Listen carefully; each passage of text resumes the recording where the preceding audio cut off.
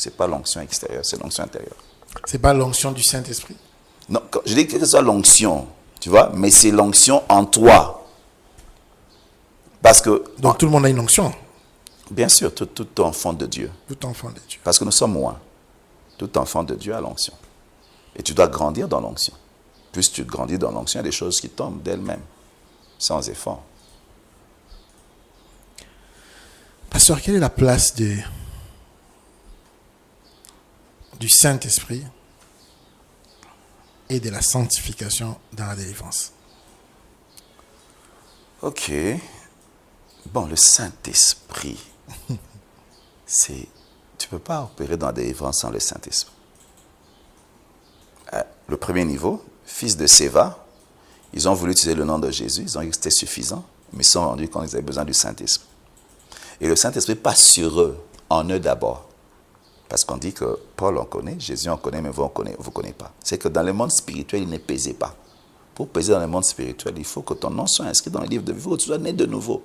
Et la nouvelle naissance se fait lorsque tu te répands de tes péchés, tu crois en Jésus, et le Saint-Esprit vient en toi. Eux, ils n'avaient pas ça.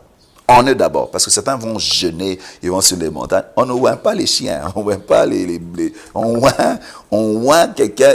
L'onction est sur les rois, l'onction il est sur les sacrifices. Il faut être avant de recevoir.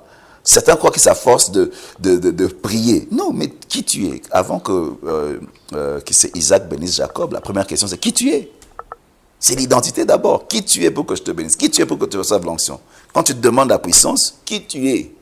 C'est comme si tu demandes lequel de mes fils tu es. Parce que moi j'ai une onction, j'ai une bénédiction pour l'aîné. Toi tu es qui? Il a dit je suis l'aîné.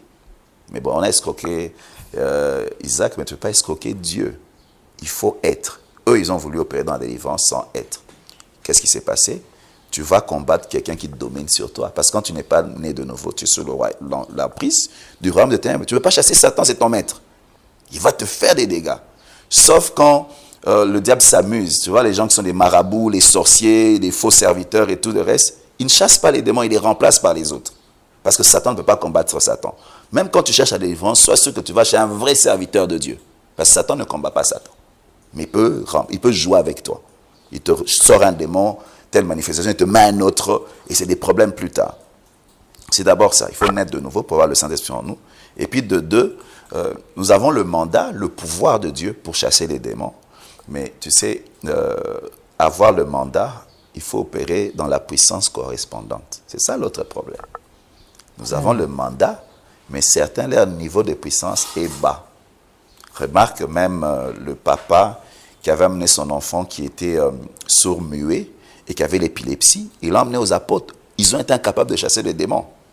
Alors qu'ils étaient on a dit, ce genre de démons sort par le jeûne et la prière. Mais tu vois, dans quelques pages de la Bible, maintenant ils ont la puissance. Et on grandit dans la puissance. On grandit à force d'exercice, à force de jeûne, à force de prière. Mais il faut d'abord qu'il y ait la base. Tu es né de nouveau. Et puis tu travailles pour grandir dans la puissance afin que au mandat, il y ait l'autorité. Parce que le diable, il n'a pas le droit d'habiter dans les enfants de Dieu. Mais il va essayer. Si tu ne le chasses pas, tu le tolères, il peut rester. C'est pour ça qu'il faut grandir dans la puissance afin de jouir pleinement des acquis de la croix et de faire jouir les autres aussi des acquis de la croix par l'onction que nous avons reçue de Dieu. Donc c'est un peu ça. C'est ça la place du Saint-Esprit. En tant que personne, il te donne l'identité. Par l'onction, il te donne la capacité. Mais maintenant, la sanctification, c'est tu sers Dieu sans problème de conscience.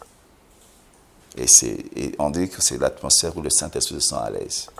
Le Saint-Esprit est saint.